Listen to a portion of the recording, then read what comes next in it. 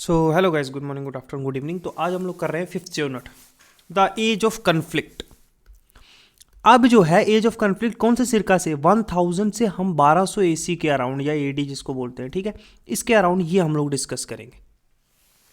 ठीक है, इस पीरियड में जो 1000 से जो 1200 का पीरियड है, यहाँ पे बड़े रैपिड चेंजेस होते हैं, वेस्ट में भी और सेंट्रल एशिया में भी और नॉर्थ इंडिया में भी, तीनों जगह पे बड़े रैपिड चेंजेस आ रहे हैं। अब इट वर दीज डेवलपमेंट जिनकी वजह से जो है ना क्या हुआ, इन्हीं डेवलपमेंट्स जो वेरियस डेवलपमेंट्स हुई इन रीजन्स में, यहीं से होता है टर्क का इनकर्जन जो है इंडिया, नॉर्थ इंडिया में टर्क्स जो है वो इंटर होना स्टार्ट हो जाते हैं इस पीरियड के एंड में। बाय द एंड ऑफ जो 9th सेंचुरी जो अब्बासाइद जो कैलिफेट था वो जो है वो डिक्लाइन में चले जाता है एम्पायर।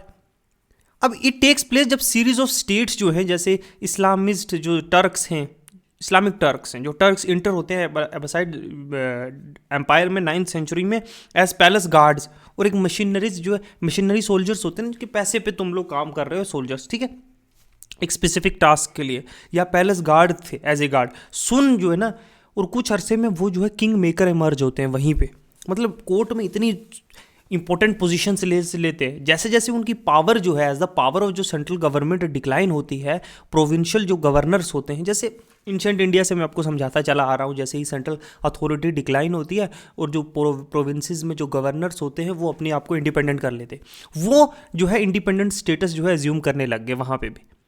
अब थ्रू सम टाइम जो है जो फ्रिक्शन ऑफ यूनिटी थी वो केप्ट, अब खलीफा की फॉर्मली तो रहा, जैसे अमीर उल उमरा, कमांडर ऑफ कमांडर्स, ऐसे टाइटल उन्हें मिलते रहे जनरल्स को, जो एबल टू कार्व आउट एक separate sphere of authority.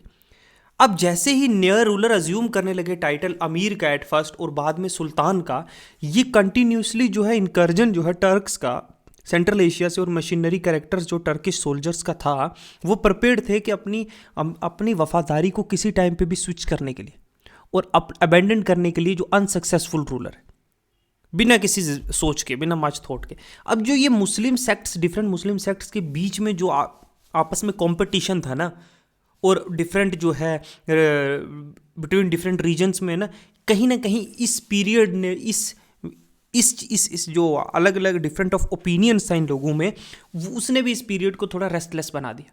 Empire और स्टेट्स जो है डेली डेली राइज हो रही है और गिर रही हैं रैपिड सक्सेशन। तो इन सिचुएशन में सिर्फ जो बोल्ड वॉरियर्स है और लीडर ऑफ मैन है, पर्सन हु इज एडाप्टिव है वॉरफेयर में और विद स्टैंड कर सकता है ऐसी जो इंट्रीग्स हो रही हैं और उनको सरफेस कर सकता है, वही सक्सेसफुल हो सकता है। जो टर्किश ट्राइब्स मैन थे, they brought with them the habit of जो है रूथलेस प्लंडरिंग। उनको ये दे वर बीइंग ट्रेन्ड इन अ वे।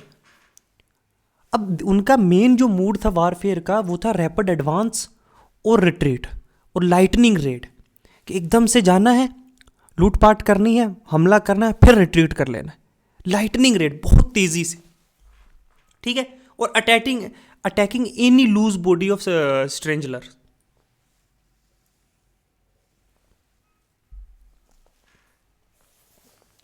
अब they could do this because of excellent quality of their horses as their also their hardihood,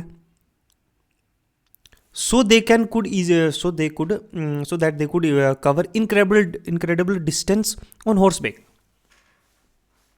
अब देखो, ये तो एक तो हो सकता है कि किस तरह की वो क्वालिटी ऑफ फोर्स भी तो डिपेंड करता है ना, कि कितने अच्छे हैं, फिर वो राइडर पे भी डिपेंड करता है वो कितना अच्छा राइड कर सकते हो। टर्क्स इन मामले में जो है सेंट्रल एशिया जो है एंशिएंट टाइम से भी they had the very finest quality of horses, और फिर वैसे वो हॉर्स राइडर भी थे, they were train from the start. Meanwhile जो ब्रेकअप हुआ गुर्जर प्रतिहारा एम्पायर का, कहीं ना कहीं इससे पॉलिटिकल इंसर्टेनिटी भी आई नॉर्थ इंडिया में, एक नया फेज़ जो है फिर से डोमिनेशन के लिए स्ट्रगल शुरू हो गई। एज ए रिजल्ट जो है बड़ी कम अटेंशन जो है लोगों ने पे की, जो नई जो एग्रेसिव और एक्सपेंशनिस्ट जो टर्किश स्टेट थी नॉर्थ वेस्ट जो उनके बॉर्डर ऑफ इंडिया और वेस्ट एशिया में, वो कितनी तेज़ी से राइज कर रही है ये ध्यान नहीं दिया।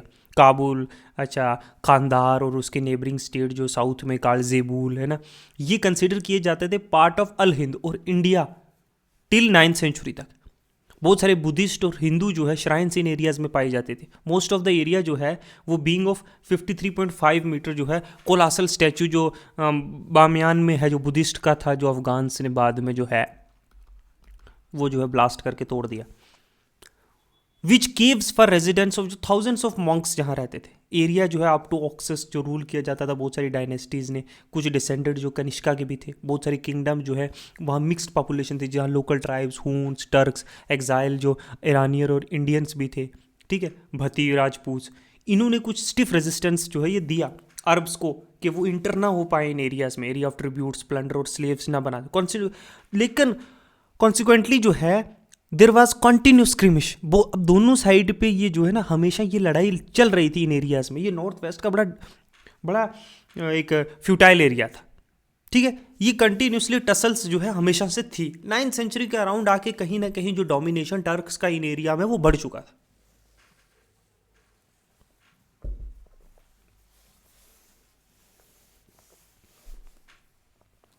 फिर आता है गजनविद्स, ठीक है।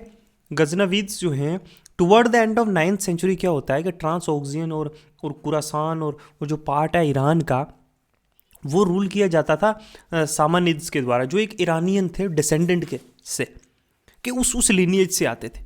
अब जो सामानिड्स थे उनको कंटिन्यूसली लड़ना पड़ता था नॉन मुस्लिम जो टर्किश ट्राइबल थे नॉर्थ में और ईस्टर्न फ्रंटियर पे। मुस्लिम नहीं थे, नॉन मुस्लिम टर्किश जो ट्राइब्स के लोग थे जो नॉर्थर्न और ईस्टर्न फ्रंटियर पे रहते थे, उनके साथ कंस्टेंटली उनकी जो है नोक झोंक चलती रहती थी।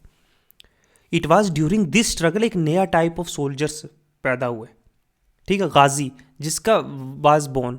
अब बैटल जो थी, जो लड़ाइयाँ टर्क्स के अगेंस्ट थी, मोस्ट ऑफ हुम जो वर्शिप करते थे फोर्स ऑफ नेचर, कि कुदरत को, मतलब नेचर को जो है वो वर्शिप करते थे, ये जैसे ऋग वेदिक के टाइम पे होता था। और वो लोग जो थे हीदन्स थे, किसकी आइज में? मुस्लिम्स की आइज में, बारबेरियंस थे। और was a struggle for religion as well as safety of the state. अब वो लोग जो है ना, एक तो रिलीजन के लिए भी अपने रिलीजन को बचाने के लिए भी लड़ रहे हैं, ऊपर से अपनी स्टेट को प्रोटेक्ट करने के लिए भी लड़ रहे हैं।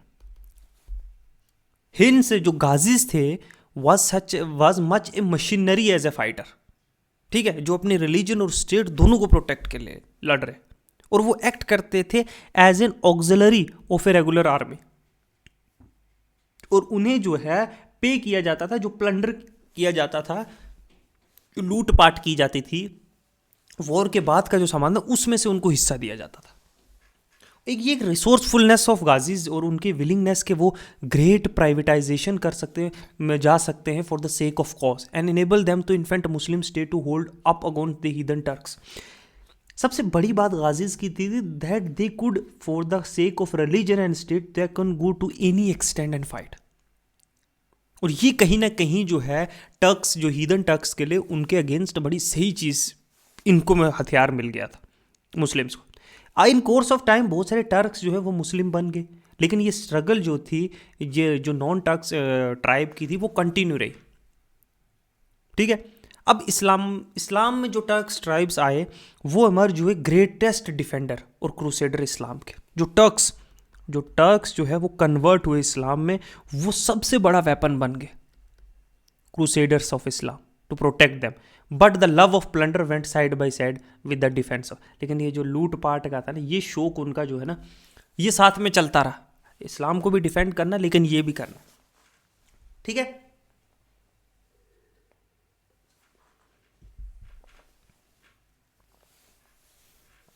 अब अमॉन्ग द जो सामानिड्स जो गवर्नर्स थे वाज ए टर्किश स्लेव, उसमें एक जो है ना टर्क जो है गुलाम भी था, अल्पातिगन, जो कोर्स ऑफ टाइम में एस्टेब्लिश करेगा अपनी एक इंडिपेंडेंट किंगडम जिसकी कैपिटल होगी गजनी।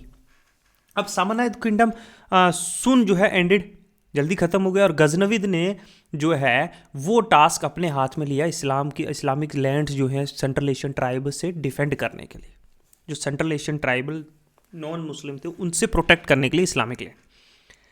अब it was in this context के महमूद ने असेंड किया थ्रोन को 1998 से 1030 के बीच में एट गजनी। अब महमूद को कंसिडर किया जाता है हीरो इस्लाम मेडिवल मुस्लिम हिस्टोरियंस के द्वारा, बिकॉज ऑफ इस जो उसने डिफेंड किया इस्लाम को सेंट्रल एशियन जो टर्किश ट्राइब इन्वेडर्स से जो नॉन मुस्लिम थे, गाजी स्पिरिट के साथ, the one who can give his life for the cause, therefore further increasing during this right.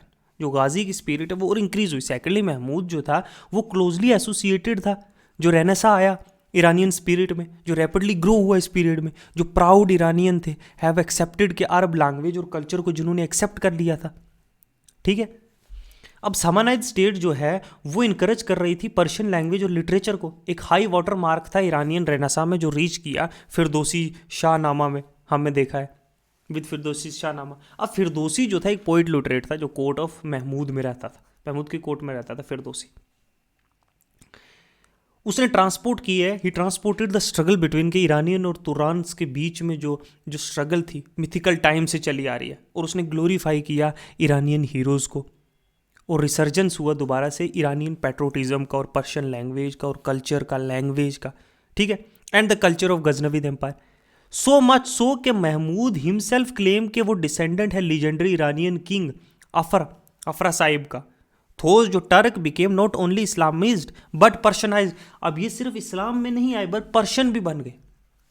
तो पर्शियन रेनेसा कहीं ना कहीं आया, लोगों को जो है रूट से कनेक्ट किया गया ताकि वो पर्शिया को दोबारा से वो उसकी जो ग्लोरीफाइड पास्ट था उसकी जो है वो रिस्पेक्ट करें, उससे वो प्यार करें, है ना। एक पेट्रोइटिक पिल देने की कोशिश की गई। It was that this culture के that was bring with them to India. दो सेंचुरीज के बाद जो है ये इंडिया में आएगा, यही वो कल्चर, पर्शियन कल्चर। ठीक है,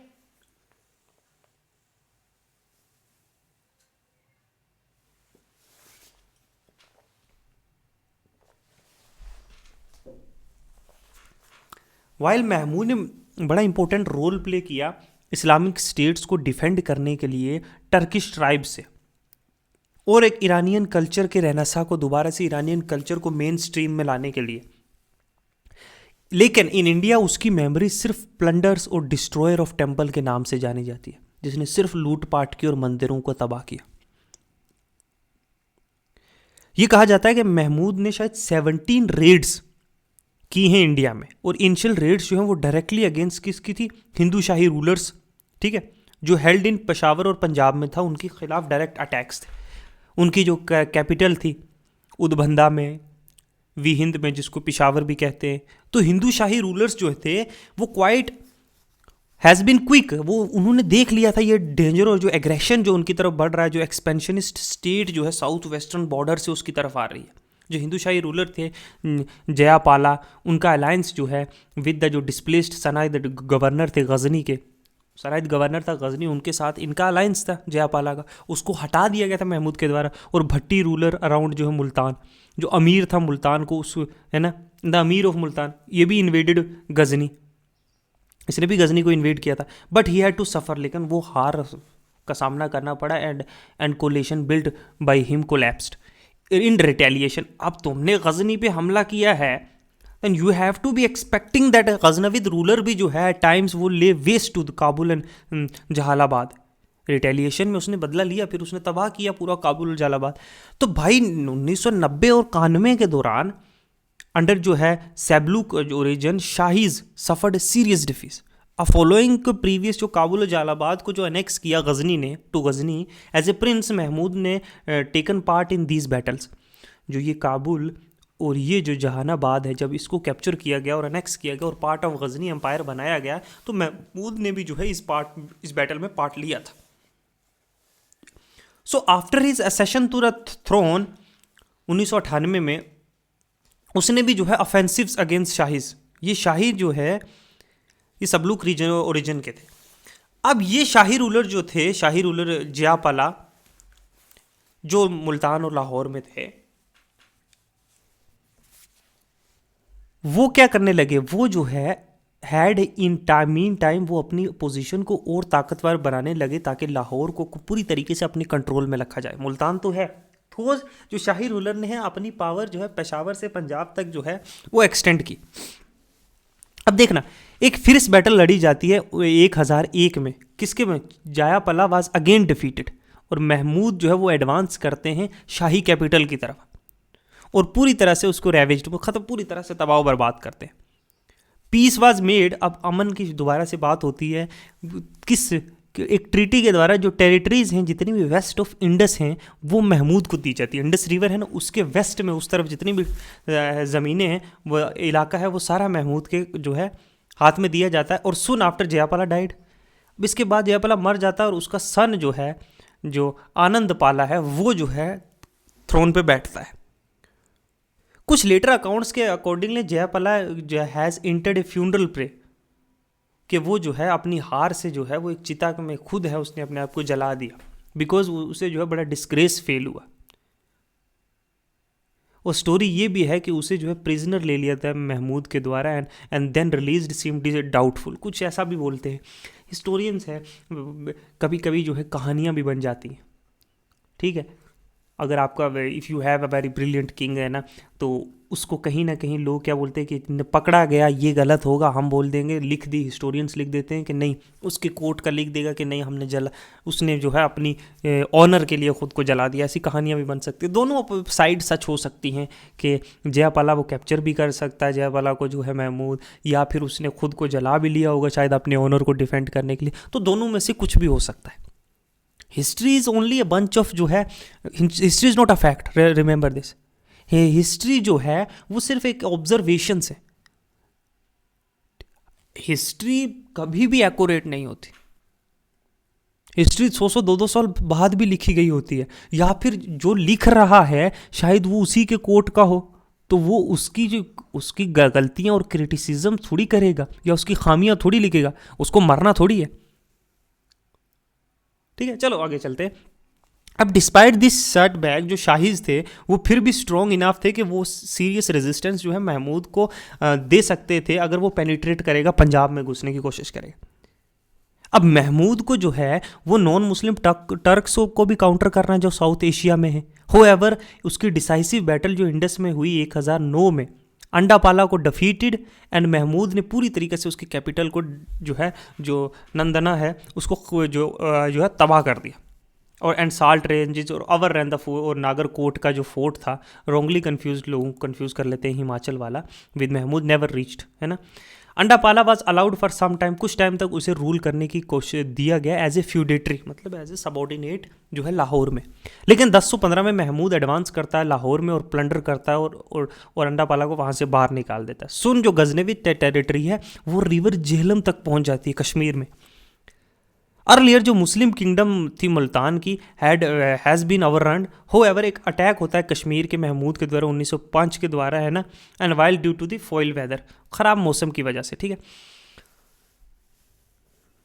अब थोस जो स्ट्रगल थी अगेंस्ट शाहीज थी वो एक बहुत लंबी चली और शाहीज ने बड़ा तगड़ा रेजिस्टेंस प्रोवाइड किया। इस स्ट्रगल में शाहीज जो है वो सपोर्ट किए गए थे only by a Muslim ruler of Multan and who has been harassed by the slaves taken by Ghaznavi, जिसको सिर्फ मुल्तान के जो है एक मुस्लिम रूलर के द्वारा इनको सपोर्ट किया गया था, जिसको जो है हरास किया गया था उसके जो है गजनवी स्लेव्स के द्वारा जो है रेड के कारण, इसलिए उसको एक वो थी, एक खुन्नस थी, वो निकालनी थी। एंड हिंद से नहीं, अब बिलोंगिंग टू, अब गजनवी एक जो है ये जो है मुल्तान, ये दूसरे सेक्ट से बिलोंग करता था, जो सुल्तान था महमूद दूसरे से, तो वो भी एक जो है इसलिए भी दुश्मन थे एक दूसरे के सेक्ट के तरह। लेकिन ये एक नोट वर्दी है कि अपेरेंटली नन ऑफ जो राजपूत रूलर हैं वो महमूद के जो है जो शाहीज हैं उनकी हेल्प के लिए आए, तो हेल्प नहीं की गई। लेकिन कहीं ना कहीं जो बढ़ा चढ़ा के दिखाने के लिए जो महमूद की विक्ट्री, जो 7th सेंचुरी के हिस्टोरियन हैं फरिश्ता, वो मेंशन करते हैं कि बहुत सारे राजपूत रूलर इंक्लूडिंग दिल्ली, अजमेर, कन्नौज के, उन्होंने भी जो है जयापाला की हेल्प की। हालांकि ये बढ़ा चढ़ा के बात है, सच है कितना है वो हमें नहीं पता है। However, Ajmer has not been founded by then and Delhi was a small state. लेकिन ये सच है कि 1001 में दिल्ली इतना बड़ा स्टेट था ही नहीं, ये तो अराउंड 12th सेंचुरी जो है या 13th सेंचुरी में प्रोमिनेंस में आया है पहली बार, और अजमेर तो तब था भी नहीं। अजमेर का प्रोमिनेंस तो बहुत बाद में राजपूत के अंडर आया है। लाइकवाइज गुर्जर प्रतिहारा जो कन्नौज के हैं वो भी जो है वो उनका सिर्फ एक्सटेंड जो है थानेसर तक था एट वन टाइम, और बड़ी ही कमज़ोर कंडीशन में थे। तो शाहीज जो है वो वर्चुअली अकेले ही थे। By 1015 Mahmud posed for an attack उसने तैयारी की कि अब मैं जो है इंडो गंगेटिक जो है वैली वहाँ अटैक करूँगा।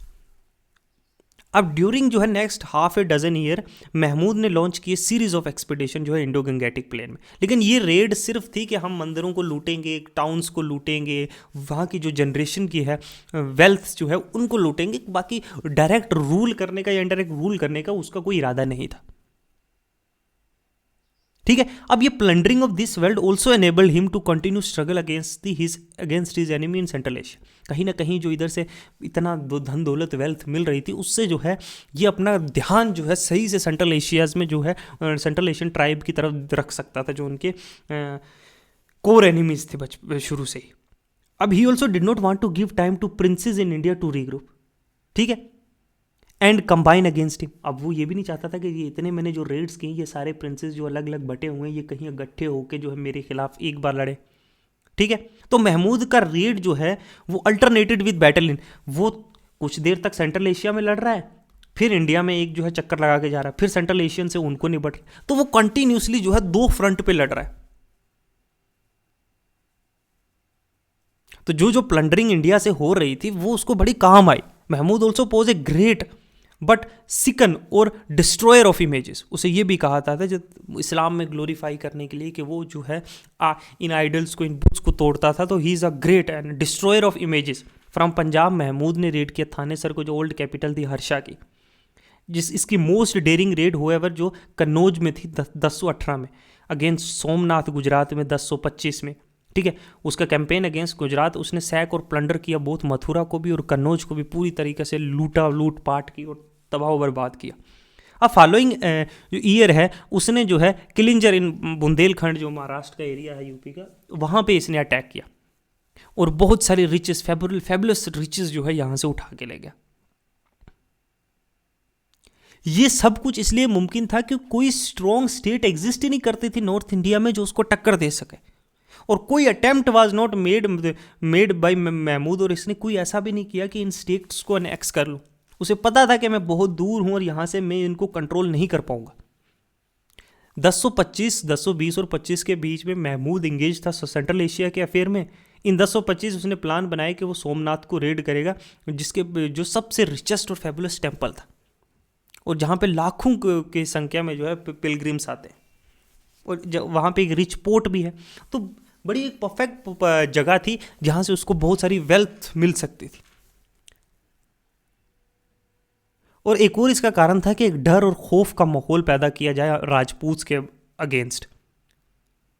ठीक है, तो उसने मार्च किया मुल्तान और जैसलमेर से है ना 30,000 की कैवलरी के साथ, और मीटिंग ए लाइट अपोजिशन, एक छोटी सी जो है उसके साथ स्क्रिमिश हुई सोमनाथ पहुंचने से पहले। कमांडर ऑफ द सिटी जो है सोमनाथ को flood and approach but the citizen put, लेकिन वहाँ के लोगों ने जो है एक तगड़ा ऑपोजिशन उनके खिलाफ रखा, एक रेजिस्टेंस, और महमूद ने फाइनली जो तोड़ कर जो है शिवलिंगम और ऑर्डर किया पार्ट ऑफ इट कि उसके कुछ हिस्सा जो है वो गजनी लेके आया जाए। कुछ बाद में वापस आते हुए कुछ राजपूत रूलर्स ने उनको ब्लॉक किया उसके वे में, लेकिन कुछ खास कर नहीं पाए, जाट ऑफ सिंध जैसे हो गए, और फिर रिटर्न होता है, वो गजनी पहुंचता है बहुत सारी धन दौलत के साथ। लेकिन ये कहना मुश्किल है कि वैदर महमूद ने अटैक किया सोमनाथ को पैसेज और राजस्थान और गुजरात पे भी, pre seized an attack to Rajasthan और गुजरात। महमूद जो है वो पहुंचता है फिर से फॉलोइंग ईयर्स में, जो जाट्स ने इनके साथ सिंध में जो है इन पे अटैक किया था, ये वापस पहुंचता है इन जाट्स को जो है वो जो है सजा देने के लिए, लेकिन वो 1030 में उनकी डेथ हो जाती है। It is not correct to dismiss के महमूद सिर्फ एक रेडर और जो है प्लंडर था। जो गजनविद कन्क्वेस्ट था मुल्तान का, पंजाब का, उसने पूरी तरीके से पॉलिटिकल सिचुएशन नॉर्थ ईस्ट की चेंज करते थे। टर्क्स ने जो है अब क्रॉस कर लिया है चेन ऑफ माउंटेन और defending India in the north west and could make a deeper incursion. अब वो जो है नॉर्थ वेस्ट इंडिया में पहुंच चुका है ऑलरेडी। मुल्तान और पंजाब जिसको गेटवे ऑफ इंडिया कहते हैं, अब वो जो है पूरी तरीके से उसके कंट्रोल में था। ठीक है, अब वो जो है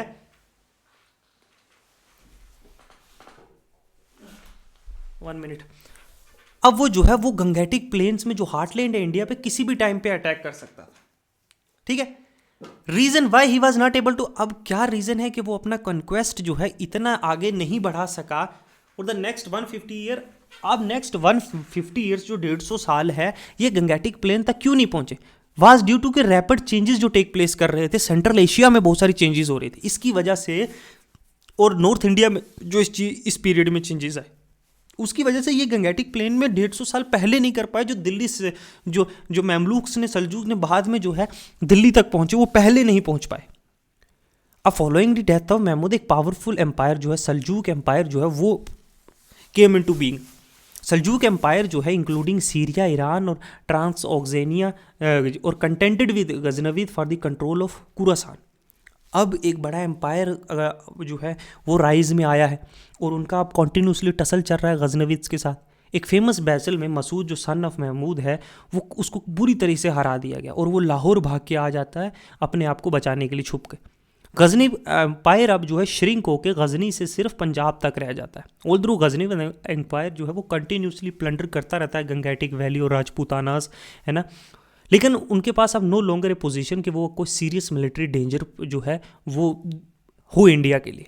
साइमल्टेनियसली जो नंबर ऑफ नई स्टेट्स जो उभर के आई इंडिया में वो अब गजनवी रेड्स को जो है काउंटर कर सकती थी।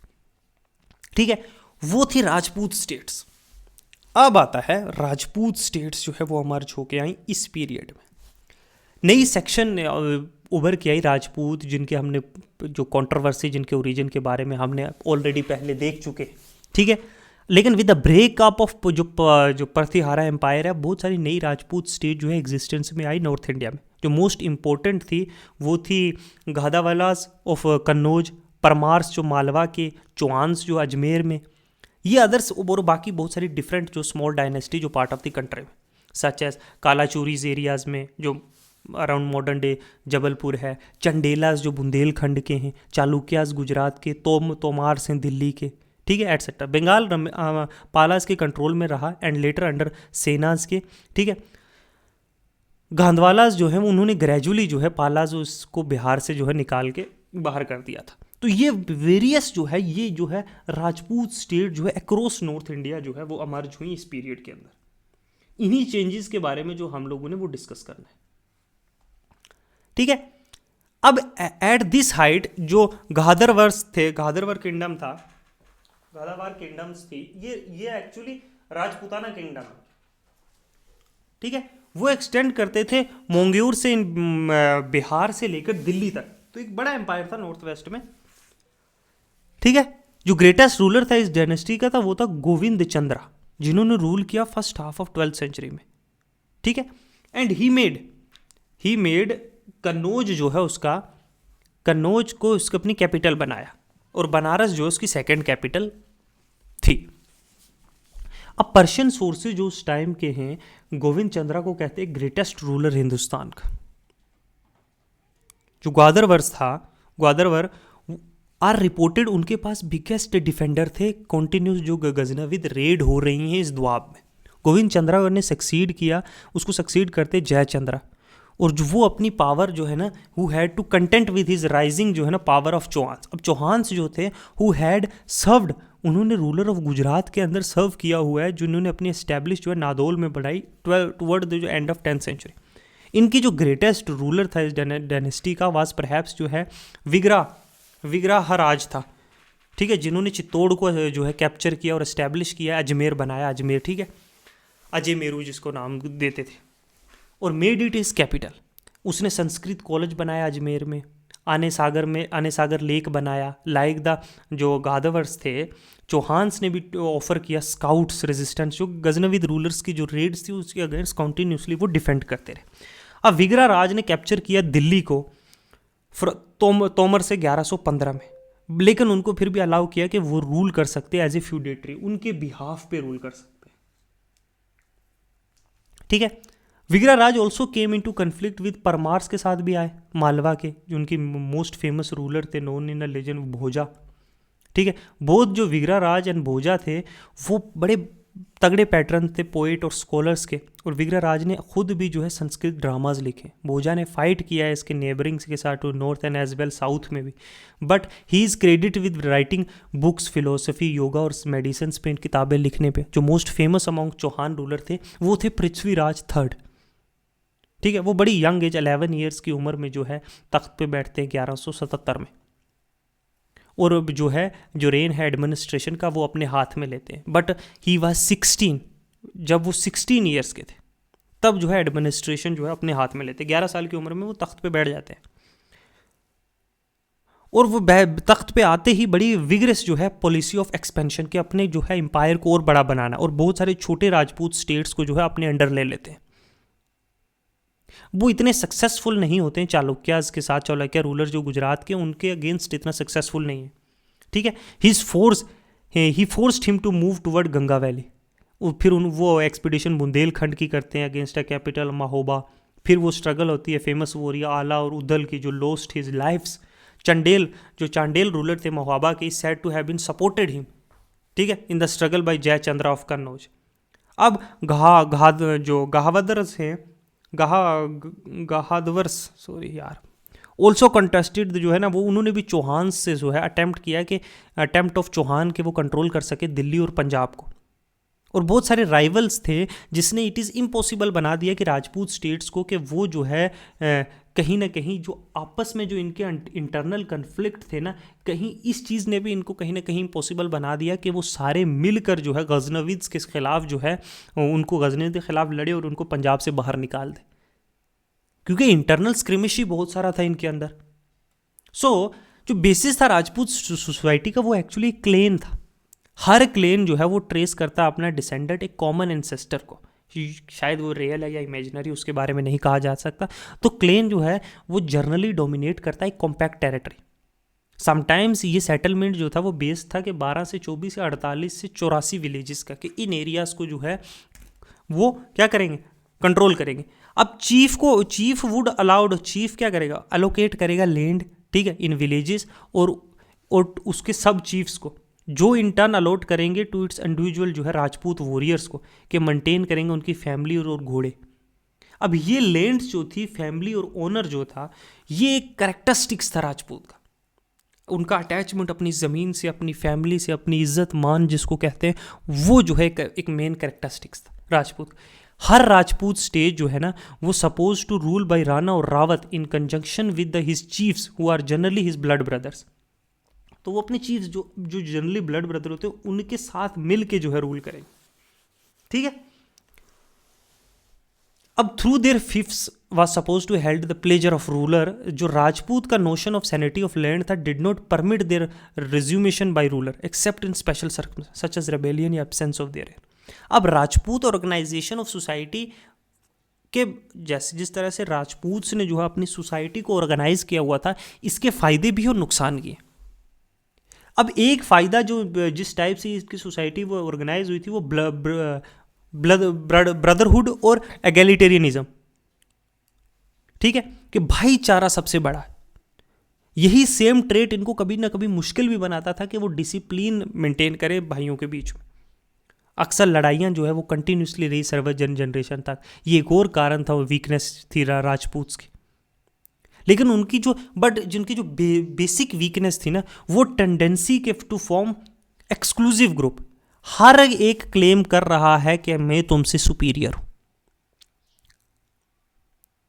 और कहीं ना कहीं ये जो है ना they were not prepare to extend इस टाइप का ब्रदरहुड किसी नॉन राजपूत के साथ। वो सोचते थे कि हमारा राजपूत ही एक राजपूत के बराबर, दूसरा नहीं, वो उसको इस सर्कल में एंट्री होने की इजाज़त नहीं थी।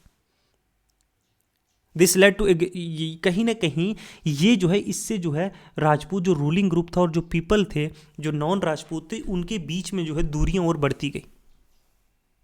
राजपूत सिर्फ 10% लोग थे राजपूत पॉपुलेशन राजस्थान की। इवन टुडे जो पोर्शन था राजपूत का टू टोटल पॉपुलेशन उस एरिया का, they dominated, could not have been much more than 11 to 12 से, not be much higher. 11th और 12th सेंचुरी में इतना ज़्यादा नहीं था। जो राजपूत से ना उन्होंने ट्रीट किया वॉर को एज ए स्पोर्ट्स, कि जंग एक स्पोर्ट्स की तरह है, खेल की तरह है। This and the struggle for land and cattle led to the, अब यही चीज़ ने जो ज़मीन और जो उनके प्रॉपर्टीज़ हैं उनके लिए ये कंटिन्यूसली वॉरफेयर में रहते थे बाकी राजपूत स्टेट्स के साथ। एक आइडल रूलर वो है जो लीड करता है अपनी आर्मी को, ठीक है, लीड आउट देयर आर्मी। देखो ना, एक ideal ruler is the one who had led his army after celebrating the Dussehra festival, ठीक है। कि दशहरे का फेस्टिवल करके अब दूसरे की टेरिटरी को इन्वेड करना है। कंटिन्यूसली वॉरफेयर ही एक राजपूत का धर्म है, जंग ही एक राजपूत का धर्म है। तो people in both village and cities जो है वो इस तरह की पॉलिसीज से जो है बहुत सफ़र करते थे। आम लोग तो सफ़र करेंगे ना जब दो जो है राजपूत आपस में लड़ रहे हैं कंटिन्यूसली, क्योंकि वॉर को ही वो सब कुछ मानते थे, वही उनका प्राइड था। तो most of the Rajput ruler उस टाइम के वो चैंपियन थे हिंदुइज्म के, लेकिन कुछ through some of them Jainism को भी पैट्रोनाइज करते थे। उन्होंने बहुत सारे रिच डोनेशन और लैंड ग्रांट्स दी बुद्धिज्म को, मंदिरों को। तो राजपूत जो थे, ये देखो यहाँ चालुक्याज है, ये चालुक्याज की टेरिटरी है ये, ठीक है। ये चंडेलाज है, देखो ये जो है ये एरिया जो है ये गहादवल्स का है। ये देखो ये दूसरे हैं चालुक्याज राजपूत, ये ठीक है। ये देखो बीच में ये चंडेलाज है, ये चौहान से, चौहान की टेरिटरी ऐसे है, ये चौहान से, इधर तो गजनवी थे, ठीक है। तो ये सेना बंगाल में, ये सेना की बंगाल में, तो ये है, ठीक है। ये जो है वेरियस राजपूत स्टेट्स जो उस टाइम पे थे, ठीक है।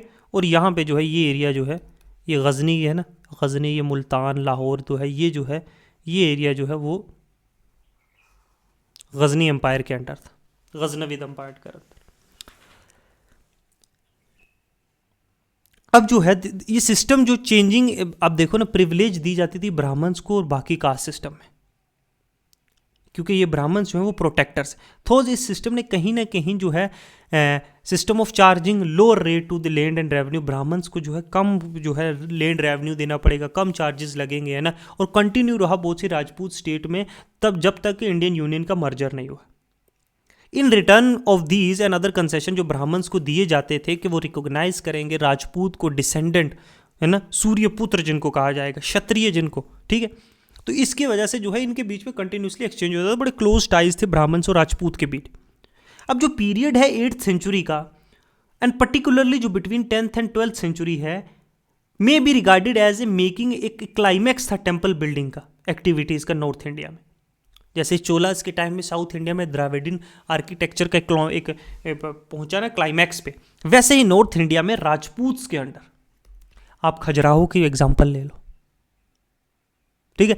तो सम ऑफ द जो मोस्ट मैग्निफिसेंट टेम्पल जो आज हम देख रहे हैं वो कहीं ना कहीं 11th और 12th सेंचुरी के अराउंड हम ट्रेस बैक कर सकते हैं, तब के बने हुए। जो स्टाइल ऑफ कंस्ट्रक्शन जो प्रोमिनेंस में आई उसको नगारा स्टाइल कहते हैं। थ्रू ये found almost all over the India, लेकिन मेन जो सेंटर ऑफ कंस्ट्रक्शन था इस स्टाइल ऑफ टेम्पल आर्किटेक्चर का वो नॉर्थ इंडिया और दक्कन में था। और मेन कैरेक्टरिस्टिक फीचर जो था वो टाल कार्व्ड स्पाइरल शेप की रूफ होती थी गर्भगृह के अंदर, जहाँ पे मेन डीटीज़ को रखा जाता था। जो मेन रूम था जनरली एक स्क्वायर शेप का था, ठीक है। Through projection could be made from each other side.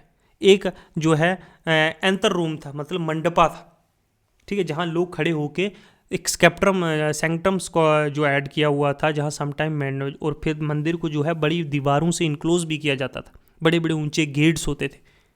तो मोस्ट ऑफ द जो मोस्ट रिप्रेजेंटेटिव टेम्पल है इस टाइप का वो ग्रुप ऑफ टेम्पल जो खजुराहो मध्य प्रदेश में है, ये भुवनेश्वर में देखो आप, उड़ीसा में, ठीक है।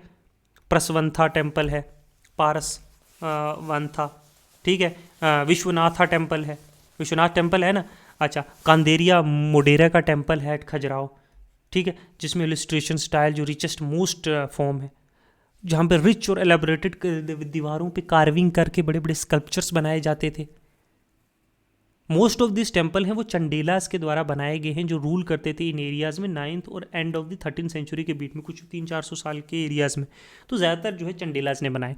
उड़ीसा में जो है मोस्ट सिग्निफिकेंट एग्जाम्पल जो टेम्पल आर्किटेक्चर की है वो लिंगराज टेम्पल 11th सेंचुरी में, और सन टेम्पल जो है 13th सेंचुरी, कोरनाक टेम्पल उड़ीसा का। फेमस जगन्नाथ टेम्पल है पुरी का, वो भी इस पीरियड में बिलोंग करता है। लिंगराज, ठीक है। कोरनाक टेम्पल है जो सन टेम्पल, जिसको द ब्लैक पगोडा भी कहते हैं। जगन्नाथ टेम्पल है पुरी का। तो ये सारे जो है इस 11 to 13 सेंचुरी के अराउंड बने हैं, ठीक है। एक लार्ज पोर्शन ऑफ टेम्पल जो बिल्ड किए वेरियस अदर प्लेसेस पे, जैसे मथुरा, बनारस, जो दिलवारा है आबू ना, माउंट आबू पे। Like the temples of south India, जो टेम्पल नॉर्थ इंडिया में बने वो टेंड टू बिकम, वो ज़्यादा एलेबोरेटेड थे, ज़्यादा स्कल्पचर्स, दीवारों को पूरा भर दिया जाता था, पिलर्स भर दिए जाते थे, और ये सोशल और कल्चरल लाइफ का पार्ट भी थे जैसे वहाँ थे। कुछ टेम्पल जैसे सोमनाथ का टेम्पल था बिकेम एक्सट्रीमली वेल्थी, बहुत अमीर हो गया। दे रूल्ड ओवर मेनी विलेजेस, वो बिजनेस एक्टिविटीज़ में पार्ट लेते थे। इन एडिशन टू टेम्पल, जो राजपूत रूलर्स है उन्होंने बहुत सारे पैलेसेस भी बनाए, पावरफुल किले फोर्ट्स बनाए, ठीक है, बड़े महल किले बनाए, जो पब्लिक बेनिफिट के लिए भी था क्योंकि लोग इनमें काम करेंगे ना। स्टीव वेल्स बनाए, ठीक है, इरिगेशन फैसिलिटीज बनाए। तो राजपूत रूलर ने पैट्रोनाइज किया आर्ट और लेटर को भी। बहुत सारी किताबें, प्ले संस्कृत की इस पीरियड में लिखी गई। वत्सुपाला की जो फेमस मिनिस्टर है चालुक्य रूलर्स का, और भीमा इन गुजरात, वो भी एक राइटर थे, पैटर्न थे स्कॉलर्स के। Beautiful building, Jain temple mount Abu का उज्जैन धारा में। कैपिटल है परमार रूलर्स की, जो फेमस थी एक सेंटर ऑफ संस्कृत लर्निंग के लिए। बहुत सारे वर्कर्स जिन्होंने रिटर्न इन अपभ्रंशा में, प्राकृत लैंग्वेज में, जो रिप्रेजेंट करती थी language of region. Jain scholars ने बहुत सारे सिग्निफिकेंट कंट्रीब्यूशन की इस रीजन में। Jain scholars made significant contribution direction में, जो most famous were being Hemachandra, जिन्होंने लिखा संस्कृत और अपभ्रंशा दोनों में। रिवाइवल जब बुद्धिज्म का हुआ तो संस्कृत जो है सप्लीमेंट करने लगी कहीं ना कहीं अपभ्रंशा को और प्रकृति को अपर क्लास में भी। होएवर जो लिटरेचर था इस लैंग्वेज का, which was near to spoken language, continue to be produced. जो मॉडर्न जो नॉर्थ इंडिया लैंग्वेज है सच है, हिंदी, बंगाली, मराठी, वो इन्हीं पॉपुलर लैंग्वेजेस से निकली इस पीरियड में, ठीक है। तो ये राजपूत स्टेट्स की जो है कुछ, मैं आपको हिस्ट्री बता रहा। अब टर्क कन्क्वेस्ट नॉर्थ इंडिया का देखो, गजनवीद कन्क्वेस्ट पंजाब में होता है, गजनवीद पंजाब में घुसते हैं। दो डिस्टिंक्टिव पैटर्न ऑफ रिलेशनशिप हमें दिखते हैं मुस्लिम और हिंदूज को वेर एट वर्क। पहला के वनवास कि हम लोग सिर्फ लूट पाट करेंगे, जिसकी वजह से जो है गंगैटिक वैली में और राजपूत ताना बाई द सक्सेसर ऑफ जो महमूद थे उनके द्वारा जो है रेड की गई। जो रूलर थे राजपूत स्टेट्स के, उन्होंने बड़ा ही रेजिस्टेंस किया इन रेड्स के खिलाफ, कॉन्टिन्यूसली लड़ते रहे। बहुत बार जो है उन्होंने टर्क्स से जीते भी नंबर ऑफ ओकेजन में। लेकिन गजनवी स्टेट जो है वो अब इतनी बड़ी ताकतवर नहीं रही, was no longer very powerful state, ठीक है। And gaining number of victories against local battle made the Rajput ruler more compact. अब ज़्यादा जैसे जीतते रहे तो ये और ताकतवर होते रहे। और एक सेकंड लेवल पे जो मुस्लिम ट्रेडर थे उन्हें अलाउ किया गया, वेलकम किया गया अपनी कंट्री में, क्योंकि वो कहीं ना कहीं हेल्प कर रहे हैं, आर्गूमेंट कर रहे हैं, स्ट्रेंथन कर रहे हैं, और ताकतवर बना रहे इंडिया के ट्रेड को सेंट्रल और वेस्ट एशियन कंट्री से।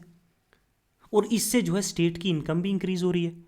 जो कॉलोनीज थी मुस्लिम ट्रेडर की वो अब नॉर्थ इंडिया में जो है उभरने लगी। तो नंबर ऑफ जो मुस्लिम जो रिलीजियस प्रीचर्स थे, जिन्हें हम सूफीज़ कहते हैं, है ना, वो भी उनकी अब एंट्री हुई पंजाब में। तो सूफी ने प्रीच किया गॉस्पेल, लव, फेथ, डेडिकेशन, एक गॉड को प्यार, एक ही पे एक कोई मानना है, एक पे ही यकीन है, एक ही सब कुछ है ना। तो ये डायरेक्टेड, ये प्रीचिंग जो है मेनली टुवर्ड हिंदू सेटलर, मुस्लिम सेटलर्स थी, लेकिन उन्होंने कहीं ना कहीं हिंदूज़ को भी इन्फ्लुएंस किया कि ऑल ह्यूमन्स आर इक्वल, ये ऐसी चीज़ें है ना। तो इस प्रोसेस ने कहीं ना कहीं जो मुस्लिम और हिंदू रिलीजन के बीच में इंटरेक्शन है सोसाइटी में वो स्टार्ट कर दी। लाहौर एक सेंटर बन गया अराबिक और पर्शियन लैंग्वेज और लिटरेचर का। हिंदू जनरल्स जो हैं, जैसे तिलक है, एक बार्बर था बाई कास्ट, उन्होंने कमांड किया गजनविद आर्मी को, जिसमें हिंदू जाट सोल्जर्स भी रिक्रूट हुए। तो दीज टू प्रोसेसेस ये माइट हैव कंटिन्यूटली, ये इंडिफिनिटली चलती रही। और इवन लार्ज स्केल चेंजेस जो पॉलिटिकल सिचुएशंस जो है चाहे सेंट्रल एशिया में हुई। तो टुवर्ड्स कहीं एंड ऑफ जो है 12th सेंचुरी एक और ग्रुप जो है टर्किश ट्राइब मेंस का है, जो पार्टली बुद्धिस्ट था और पार्टली जो है पेगन्स थे, है ना। वो शैटर्ड द पावर, उन्होंने कहीं ना कहीं सल्जुक पावर को ख़त्म कर दिया, तोड़ दिया। और इस वैक्यूम में दो नई पावर्स जो है राइज हुई। एक हुई खवारिज़मी एम्पायर जो है ईरान में, एक जो है गुर्द एम्पायर जो है जो घूर में नॉर्थ वेस्टर्न में, ठीक है। अब जो गुरिद था वो एक वैसल की तरह काम करते थे, पहले गजनवीद के अंडर काम करते थे, लेकिन सून उन्होंने क्या किया, throw the yoke of their throws of their yoke, और फिर जो है ये जो है गजनवीद से आज़ाद होकर इंडिपेंडेंट हो जाते हैं। और पावर ऑफ गुर्द जो है इंक्रीज होती है अंडर सुल्तान अलाउद्दीन, ठीक है, जो टाइटल लेते हैं अपने आप को वर्ल्ड बर्नर। दुनिया जलाने वाला, because during the 12th century उस वो जो है पूरी तरह से गजनीद एम्पायर को जो है तबाह व बर्बाद कर देते। क्यों? बदले की भावना जो उन्होंने ट्रीटमेंट किया था उसके भाई के साथ। अब जो राइज होता है ख्वारिज़मी एम्पायर का, वो कहीं ना कहीं सेंट्रल एशियन एम्बिशन जो था जो गुरिद का, उसको लिमिट कर देता है। अब कुरुसान जो था, जो एक बोन ऑफ कंटेंशन था दोनों के लिए, चाहे वो ख्वारिज़मी एम्पायर हो चाहे वो गुरिद्स हो, है ठीक है, समझ रहे हैं। अब वासुन जो है ये ख्वारिज़मी एम्पायर जो था वो कॉन्कर कर लेता है कुरुसान। अब this left no option for Ghurids out to look for expansion. अब उन्हें जो है ख्वारिज़मी एम्पायर तो चला गया, अब इन्हें लगता है कि ये जो गुरिद्स थे कि हम अब इंडिया की तरफ बढ़े। तो 1173 में जो शहाबुद्दीन मोहम्मद है, 1173 से 1206, ऑल्सो नोन एज मुज़ायुद्दीन जो है, मुज़ीउद्दीन मोहम्मद बिन सान, ये करते हैं गजनी एम्पायर के थ्रोन पे बैठते हैं, वाइल जो उसका बड़ा भाई है वो रूल कर रहा है घूर को। अब प्रोसीडिंग बाय द गोमल पास जो है मुइज़ुद्दीन मोहम्मद जो है, मुइज़ुद्दीन मोहम्मद वो कॉन्कर करते हैं मुल्तान और उच्च को। 1178 में वो अटैम्प्ट करता है कि मैं गुजरात में घुसूँ भाई, राजस्थान के थ्रू जो है, राजपूताना डेजर्ट के थ्रू जो है घुस के जो है उस रास्ते से। बट गुजरात जो है वो कम्प्लीटली जो है रूलर कम्प्लीटली जो है वो उनको जो है इन बैटल नियर माउंट आबू की तरह उनको हरा देता है। तो मुइज़ुद्दीन मोहम्मद जो है वो लकली इसके ज़िंदा जो है बच के निकल जाता है। अब उसे रियलाइज़ होता है कि ये ज़रूरी है कि एक सूटेबल बेस अपना पहले एक जो है अपना ठिकाना पंजाब को बनाया जाए और फिर जो है कंक्वेस्ट किया जाए इंडिया का। अकॉर्डिंगली वो लॉन्च कर देता है कैंपेन जो है गजनविद पोजेशन जो है पंजाब है, जहाँ पे गजनविद रूलर जो है वो रूल कर रहे हैं। भाई 1190 जो है मुइज़ुद्दीन जो है मोहम्मद जो है वो पेशावर को जो है पेशावर, लाहौर और सियालकोट को जो है कॉन्कर कर लेता है, जीत लेता है। और अब वो जो है दिल्ली और गंगेटिक जो दोआब है उसकी तरफ अपना ध्यान घुमाता है, ठीक है। अब meanwhile event has not been stalling still in north India में भी चुप नहीं। चौहान पावर है वो भी अब बढ़ चुकी है। अब चौहान रूलर्स जो उन्होंने डिफीटेड और किल्ड, उन्होंने लार्ज नंबर ऑफ टर्क्स को मार दिया है और वो अब राजस्थान को इन्वेड कर रहे हैं और मोस्ट प्रोबेबली पंजाब की साइड से। उन्होंने दिल्ली को भी, जिनको दिल्ली का कहते थे, वो दिल्ली को भी कैप्चर कर लिया तोमार से मिडल ऑफ द सेंचुरी में 12th में। अब एक्सपेंशन जो चौहान पावर का है वो पंजाब की तरफ जा रहा है। तो कहीं ना कहीं जो चौहान्स जो पंजाब की तरफ जा रहे हैं और गजनविद ने जो पंजाब को जो है कॉन्कर है पंजाब में है, इन दोनों के बीच का कन्फ्लिक्ट राइज होता है। दिल्ली कैप्चर कर लिया, राजस्थान कर लिया, टर्क्स को बुरी तरीके से मार के, चौहान का अब नज़र तो पंजाब पे ही होगी ना, बाकी चीज़ें तो उनके हाथ में, अजमेर तो था ही। तो कहीं ना कहीं जो गजनविद रूल जो पंजाब को ऑलरेडी जो है रूल कर रहे हैं और जो चौहान्स है वो पंजाब की तरफ बढ़ रहे हैं, तो इन दोनों के बीच में जो है अब लड़ाई होती है। Battle of Tarain. तो बैटल ऑफ तारेन में जो है दो एम्बिशियस रूलर, एक मुइज़ुद्दीन जो है मोहम्मद और दूसरा है पृथ्वी शाह, वॉज इनएविटेबल। तो कन्फ्लिक्ट स्टार्ट होती है राइवल्स ऑफ जो है ताबरा हिंदा में, क्लेम्ड फॉर ताबरा हिंदा। इस बैटल जो है ये लड़ाई लड़ी जाती है 1191 में। जो गुरिद फोर्सेस हैं वो कंप्लीटली रूटेड और महमूद जो है life being saved by the young Khilji horseman. यह हार जाता है। पृथ्वीराज अब पुश करता है ताबर हिंदा की तरफ और conquest is after 12 month siege, 12 महीनों की सीज के बाद जो है इसे जीतता है। अब बहुत कम जो है कोशिश की जाती है कि गुरुद्स को जो है पूरी तरीके से पंजाब से निकाल के फेंके। परहैप्स उसे लगा कि ये जो है he felt that it was another of recurrent जो है उनके एक टर्किश एक और रेड है कि गुरिद रूलर जो है वो कंटेंट होंगे अपने आप को पंजाब में रूल करके। अब ये जो है मुइज़ुद्दीन जो मोहम्मद है इसको टाइम देता है कि वो रीग्रुप कर सके अपनी फ़ौज को और एक और लास्ट बिड लगाए इंडिया की फॉलोइंग ईयर्स में। वो रिजेक्ट कर देता है प्रपोजल जो सेड टू बी मेड, जो पृथ्वीराज कहते हैं कि आप पंजाब को छोड़ दो under the position of Ghurid rulers से, ठीक है। सेकंड बैटल होती है तेहरान की 1192 में, 1192 में, और is regarded as one of the turning point Indian history का। मुइज़ुद्दीन मोहम्मद ने केयरफुल प्रिपरेशन की अपने कॉन्क्वेस्ट के लिए। इट इज़ सैड दैट उन्होंने मार्च किया 1,20,000 मैन के साथ, including heavy cavalry full equipped with steel coat और आर्मर के साथ, और 10,000 जो है माउंटेड आर्चर्स घोड़ों पे। It is not correct to think के पृथ्वीराज ने निगलेक्ट कर दिया affair of the state and awoke to a situation when it is too late. ये कहा नहीं जा सकता, ठीक है। It was negligent of the affair, कि कहीं ना कहीं उसने इस चीज का अनुमान लगाया ही नहीं, तब जागे जब जो है बहुत देर हो चुकी थी। It is true that at that time सिकंदा जो जर्नल था, जो लास्ट विक्टोरियस कैंपेन का, वो इंगेज था एल्सवेयर, कहीं और लड़ रहा था, जो पिछली बार जो है मोइजुद्दीन के साथ लड़ा था। जैसे ही पृथ्वीराज को रियलाइज हुआ गुरु थ्रेट है ना, तो वो सारे राजाज के साथ पास गया नॉर्थ इंडिया में हेल्प के लिए। We told many rajas send contingents to help, but Jaichandra, हमें कहा जाता है कि बहुत से राजाज ने जो है हेल्प करने के लिए, लेकिन जयचंद्र जो रूलर था कन्नौज का, वो इस चीज़ से दूर रहा। The legends that this was because Prithviraj ने पृथ्वीराज ने जो है जयचंद्र की डॉटर को किडनैप कर लिया था, जो संज्ञोता था, इसलिए वो जो है इनसे दूर रहा। तो दुश्मनी तो होगी ना, जो इससे प्यार में थी, है ना। And is not accepted by historians, लेकिन हिस्टोरियंस इस चीज़ को मानते नहीं हैं। स्टोरी वाज रिटन बहुत बाद में लिखी गई है एज ए रोमांटिक पोएट, है ना, चंद भरदाई के द्वारा, और इंक्लूड बहुत सारे इम्प्रोबेबल इवेंट्स भी हैं जो शायद नहीं हुए होंगे। और हम ये भी जानते हैं कि इन दोनों स्टेट्स के बीच में आउटस्टैंडिंग राइवलरी भी थी, दोनों एक दूसरे के दुश्मन भी थे। तो ये सरप्राइजिंग नहीं था कि जयचंद्र जो है इससे दूर रहे। अब पृथ्वीराज ने, ये कहा जाता है कि 3 लाख की फौज थी, इंक्लूडिंग एक लार्ज बॉडी ऑफ कैवलरी थी जिसमें 300 हाथी भी थे।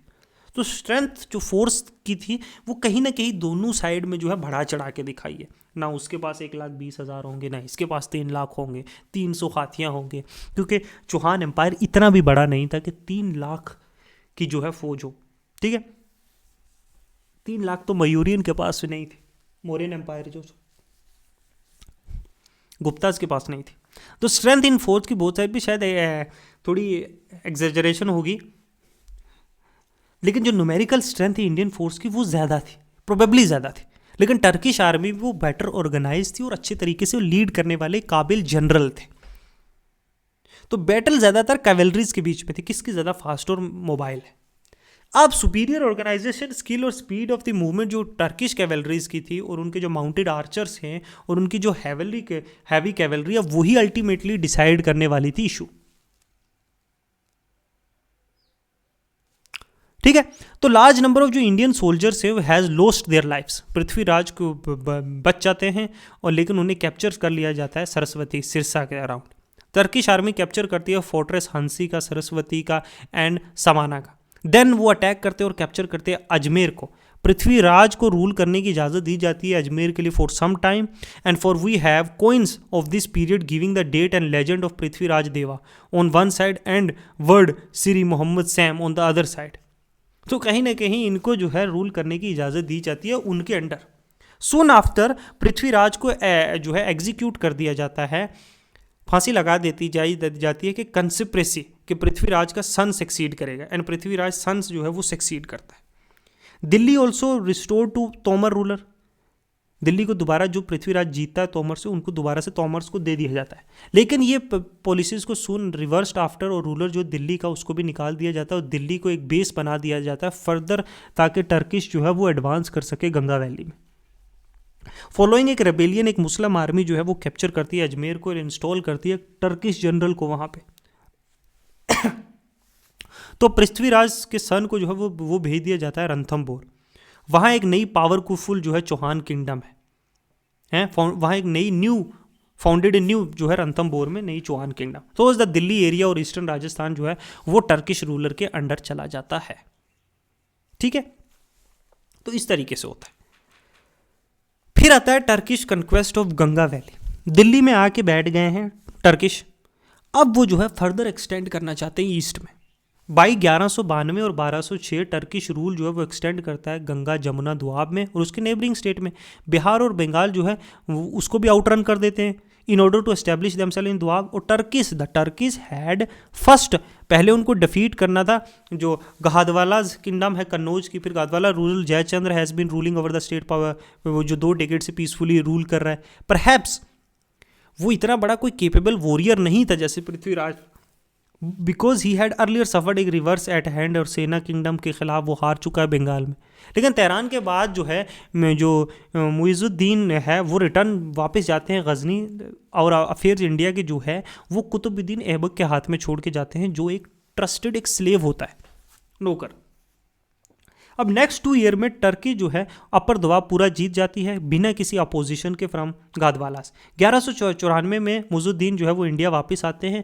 वो जमुना क्रॉस करते हैं 50,000 की कैवलरी के साथ और कन्नौज की तरफ चले जाते हैं, और बैटल होती है मुइज़ुद्दीन और जयचंद्रा के बीच में लड़ी जाती है, और at Chandawar at Kannauj we are told कि Jaichandra has almost carried the day when he was killed by an arrow and his army totally defeated।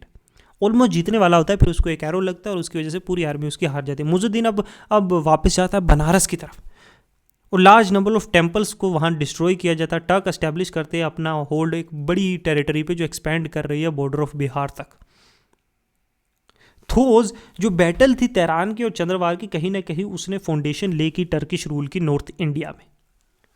अब था टास्क कि अब इस एरियाज को कंसोलिडेट करना है जो हमने जीता है, और ये जो है जीतने से बड़ा टास्क था, है ना। और occupied the Turk for almost, we shall study this in subsequent chapter. जब मुइज़ुद्दीन जो है वो 1206 तक जिंदा रहते हैं, ड्यूरिंग इस पीरियड जो है वो ऑक्युपाई करते हैं पावरफुल फोर्ट जो है बयाना का, ग्वालियर का, और गार्ड करते हैं साउथर्न फ्लैंक जो है दिल्ली का।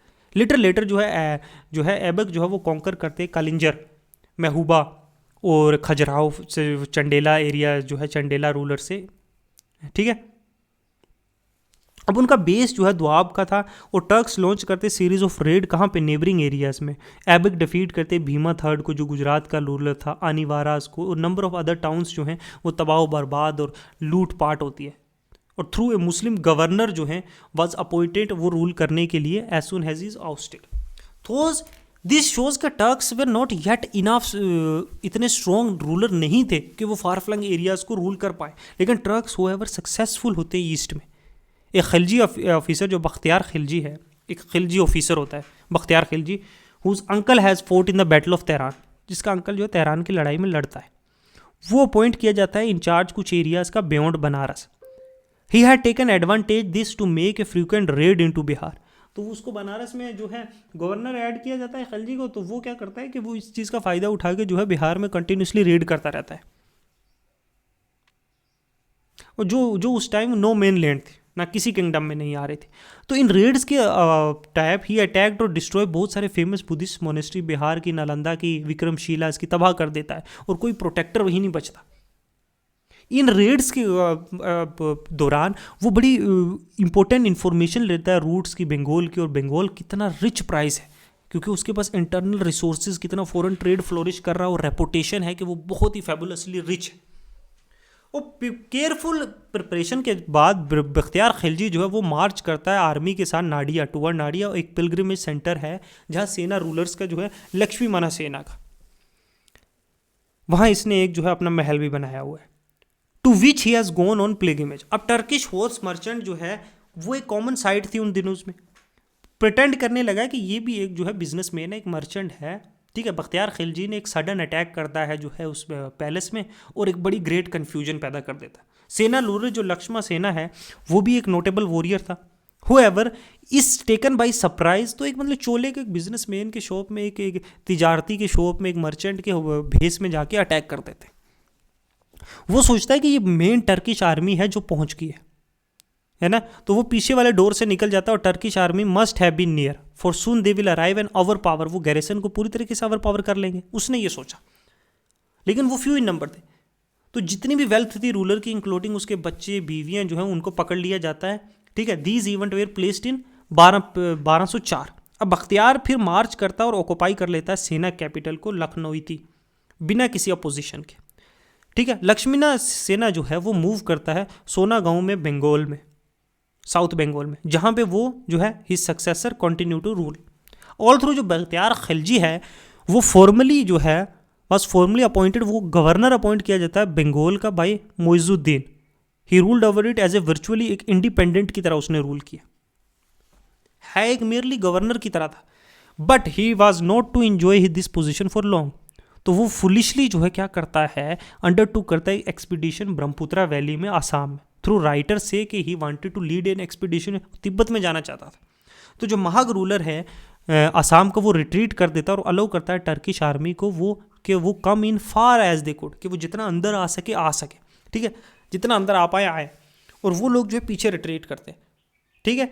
जैसे ही एट लास्ट एक थकी और हारी हुई आर्मी जो है वो और इससे ज़्यादा नहीं जा सकती थी अंदर, वो डिसाइड करते रिट्रीट करना, लेकिन they find no provision on their way, ठीक है। आसामीज आर्मी जो है ट्राइड एंड वीकेंड बाई वो बीमारी और भूखमरी से जो है तंग आ जाते हैं, और Turkish army had a face a battle, फिर उन्हें जो है जंग का सामना करना पड़ता है।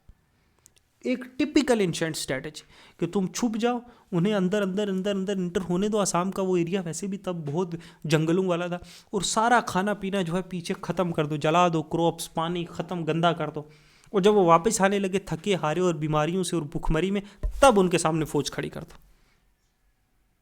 ठीक है। तो सामने एक वाइड रिवर है, फ्रंट है, और पीछे जो आसामीज आर्मी उसके बैक में, और टर्किश आर्मी जो है बड़ी तगड़ी डिफीट यहाँ सफ़र करती है। बख्तियार खिलजी जो है was able to come back कुछ फॉलोअर्स के साथ, कुछ माउंटेन ट्राइब्स की हेल्प से, लेकिन उसकी हेल्थ और स्पिरिट पूरी तरीके से टूट जाती है। He was mortally sick and confined to bed of his own army stabbed him to death, और लास्ट में उसके अपनी ही आर्मी के लोग जो है उसे मार के ख़त्म कर देते बख्तियार खिलजी, ठीक है। जब ऐबक और टर्किश और खिलजी चीफ्स जो है वो ट्राई कर रहे थे एक्सपैंड और कंसोलिडेट करने की जो टर्किश गेन नॉर्थ इंडिया में, मुइज़ुद्दीन और उसका भाई जो है वो गुरिद एम्पायर को सेंट्रल एशिया में एक्सपैंड कर रहा था। देखो, जो इम्परलिस्टिक एम्बिशन थे गुरिद्स के, उन्होंने जो है हैंड लॉन्ग जो उनका लंबा चल रहा कन्फ्लिक्ट था पावरफुल जो खवरज़ीनी एम्पायर के सामने, उसके आमने सामने ला के खड़ा कर देता है।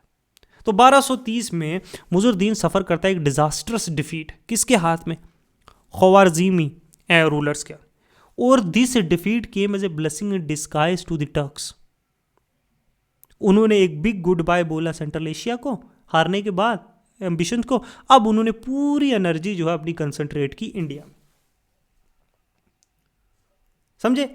और दिस पेव्ड द वे, इससे क्या हुआ, एमरजेंस हुआ some time of Turk state based on exclusively अब टर्क स्टेट जो है इंडिया में बना। इस इमीडिएट कॉन्टेक्स्ट में हुआ जो डिफीट हुआ जो मुइज़ुद्दीन का, वो बहुत सारे अपोनेंट इंडिया में भी जाग गए, वो भी रेबल करने लगे, उन्होंने बगावत कर दी। खोखर्स जो वॉर लाइक ट्राइब थी वेस्टर्न पंजाब की, वो रोज एंड कट ऑफ, जो उन्होंने कम्युनिकेशन लाहौर और गजनी एम्पायर के साथ बिल्कुल खत्म कर दिया। Muizuddin led his last campaign in India in 1206 in order to deal with जो है खोखर के साथ, जो है खोखर रेबेलियन के साथ डील करने के लिए। अब ही रिस्टोर्ड लार्ज स्केल जो है स्लॉटर किया उसने खोखर्स का, और count them down. On his way back to Ghazni he was killed एक मुस्लिम फैनेटिक्स के साथ, जो राइवल सेक्ट का था, किसी दूसरे मुस्लिम रिलीजन के अंदर ही दूसरे सेक्ट का था, उसने इसको मार दिया। अब मुज़निद मोहम्मद बिन सैम जो है has often been compare to the Mahmud of Ghaznavi as a warrior. Mahmud Ghazni जो है और मोर सक्सेसफुल था मुज़निद का कंपेयर किया जाए, मुइज़ुद्दीन का अगर कंपेयर किया जाए। Having suffered defeat in India and central Asia, he also ruled over large empire outside India, but it has to be kept in mind कि Muizzuddin had to content with the large and better organize state India में then Mahmud. अगर Mahmud was better warrior, चाहे था नहीं था, कितने बड़े empire था, लेकिन जो कंपटीशन मुइज़ुद्दीन ने, महमूद बिन सैम ने जो है वो इंडिया में फेस किया, वो शायद महमूद ऑफ गजनी उस टाइम पे फेस नहीं कर रहा था। पावरफुल राजपूत स्टेट्स उस टाइम पे नहीं थे, थ्रू वो इतना सक्सेसफुल नहीं रहा सेंट्रल एशिया में। उसके पॉलिटिकल अचीवमेंट्स जो है इंडिया में वो बहुत बड़े हैं, बट इट वाज महमूद का कंक्वेस्ट है जो पंजाब का, जिसने कहीं ना कहीं रास्ता बनाया जो मुइज़ुद्दीन का सक्सेस है नॉर्थ इंडिया की। कंसिडरिंग ये कंडीशन और के दोनों ने बड़ी डिफरेंट रही हैं, तो कोई यूजफुल कंपैरिजन बनाया नहीं जा सकता दोनों के बीच में। जो पॉलिटिकल और मिलिट्री मोटिव थे दोनों के इंडिया में वो बहुत डिफरेंट थे। एक एम्पायर बिल्ड करना चाहता था, दूसरा मेयरली रेड करना और पैसा और वेल्थ यहाँ से लूटना चाहता था, और दोनों ही कोई इतने कंसर्न नहीं थे इस्लाम के लिए। Once a ruler submitted, he was allowed to rule over his territory, unless for some other reason it was necessary to annex his kingdom as part or in whole of, ठीक है। तो ये नहीं था कि एक बार किसी एम्पायर ने सबमिट कर दिया तो वो उसको रूल करने देते थे उसके बिहाफ पे। हाँ, अगर कोई और मसला हो जाए तो उसको जो है अपने किंगडम को एनेक्स कर लेते थे। हिंदू ऑफिसर सोल्जर्स जो थे वो महमूद के द्वारा भी यूज़ किए गए, मोइजुद्दीन के द्वारा भी यूज़ किए गए। ठीक है, तो कोई स्लोगन ऑफ इस्लाम नहीं उन्होंने यूज़ किया। स्लोगन ऑफ इस्लाम सिर्फ उन्होंने अपने पर्पज़ के लिए यूज़ किया कि सेंट्रल एशिया में जो है मुस्लिम्स को अपने बैनर के तले इकट्ठे करने के लिए। तो मेयरली वो पावर थ्रस्ट ही थी, कोई रिलीजियस जो प्रोपोगंडा, कोई रिलीजियस फैलाने की नहीं। ठीक है, सिर्फ उन्होंने जो है जो इंडियन सिटीज़ और उनके मंदिरों को तबाह किया नेम ऑफ रिलीजन के लिए बस। एक्चुअल में उन्हें दौलत चाहिए थी और उन्हें अपने जो है कॉज को जस्टिफाई करना था, तो उन्हें रिलीजन के नाम पे जस्टिफाई किया।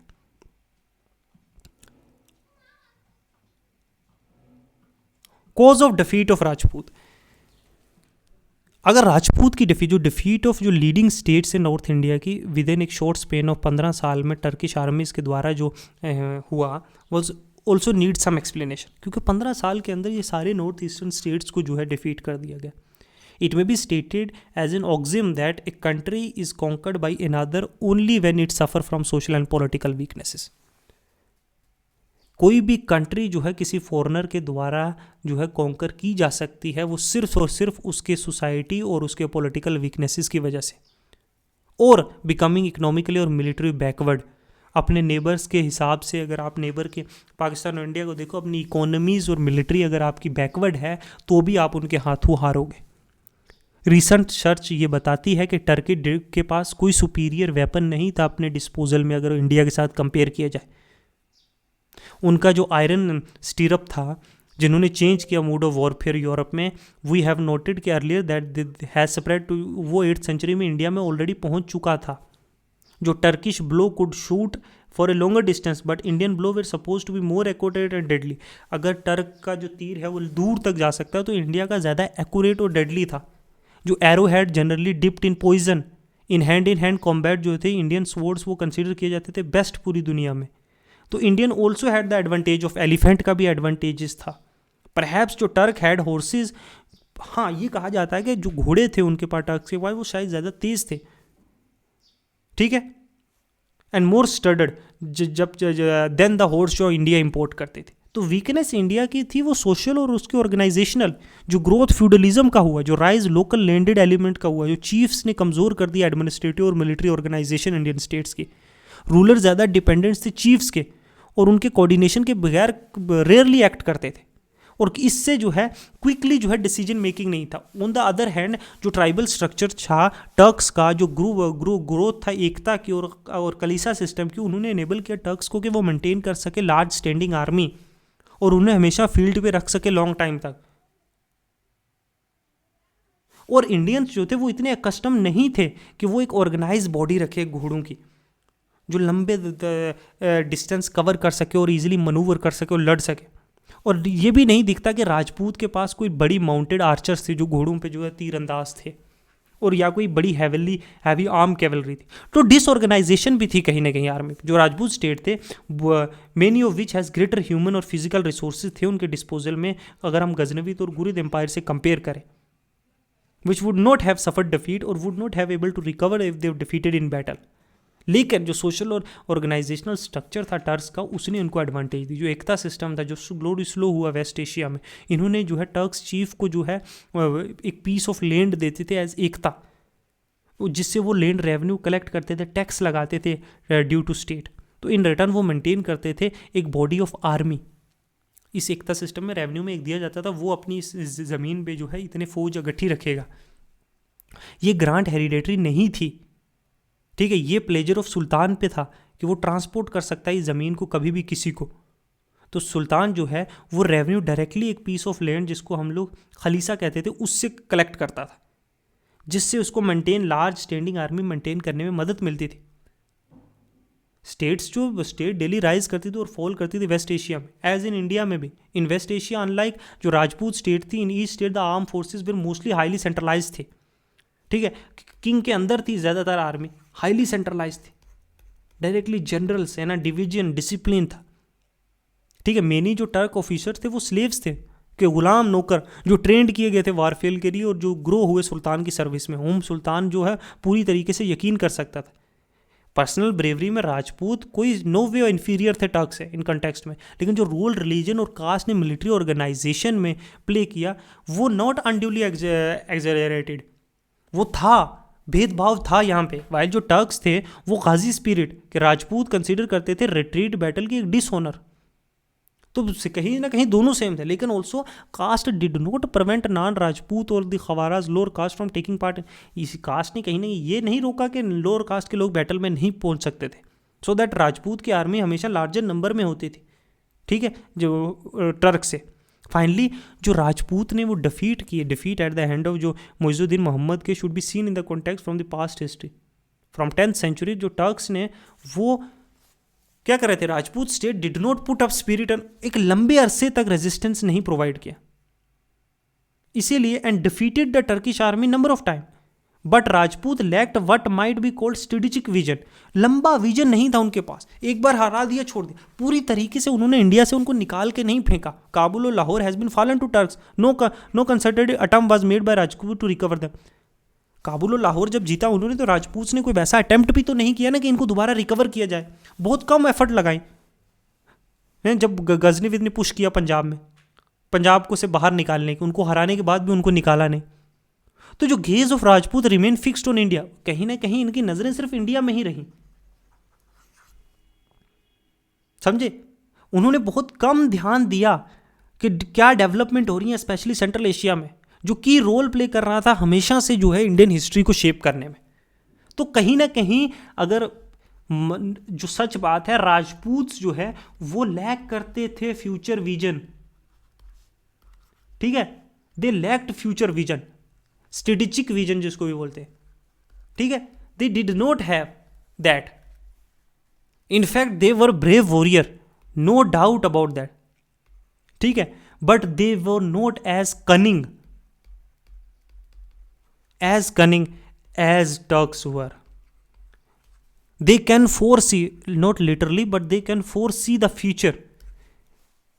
उन्हें consequences के बारे में पता था, उन्हें एक्शन रिएक्शन इफेक्ट और कॉज और इफेक्ट के बारे में पता था टर्क्स के बारे में।